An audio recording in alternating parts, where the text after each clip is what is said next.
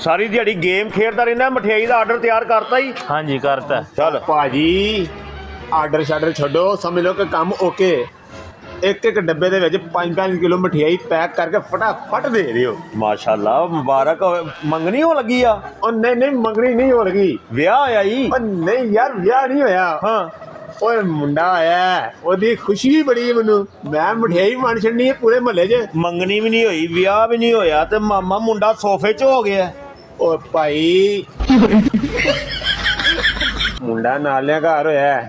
ਤੇ ਤੈਨੂੰ ਚਾਅ ਕਾਹਦੇ ਚੜੇ ਨੇ? ਉਹਦੇ ਪਿਓ ਕਿੱਥੇ ਹੀ? ਉਹਦੇ ਪਿਓ ਨੇ ਤੈਨੂੰ ਪੈਸੇ ਦਿੱਤੇ ਹੋਣੇ ਨੇ। ਓਏ ਨਹੀਂ ਉਹਦੇ ਪਿਓ ਨੇ ਪੈਸੇ ਨਹੀਂ ਦਿੱਤੇ। ਪੈਸੇ ਮੇਰੀ ਤੇ ਕਮੇਟੀ ਨਿਕਲੀ ਏ 60,000 ਦੀ।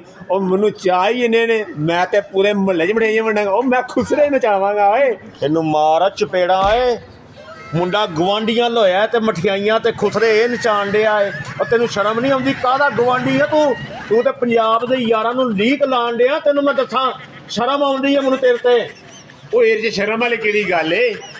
ਇਹ 'ਚ ਮੈਂ ਕਰ ਕਿਹੜਾ ਗੁਨਾਹ ਬੈਠਾ ਵਾਂ? ਕਰ ਕਿਹੜਾ ਗੁਨਾਹ ਬੈਠਾ? ਮਾਮਾ ਮੁੰਡਾ ਹੋਇਆ ਗਵਾਂਢੀਆਂ ਦਾ, ਮਠਿਆਈ ਤੂੰ ਵੰਡਣ ਡਿਆ ਏ। ਤੈਨੂੰ ਕਾਹਦੇ ਚਾਅ ਚੜੇ ਨੇ? ਆ ਤੇ ਮੈਨੂੰ ਚਾਅ ਨੇ, ਮੈਨੂੰ ਖੁਸ਼ੀ ਏ, ਮੈਂ ਵੰਡਣੀ ਮਠਿਆਈ। ਆ ਲੈ, ਓਏ ਕੌਣ ਆ ਬੰਦਾ?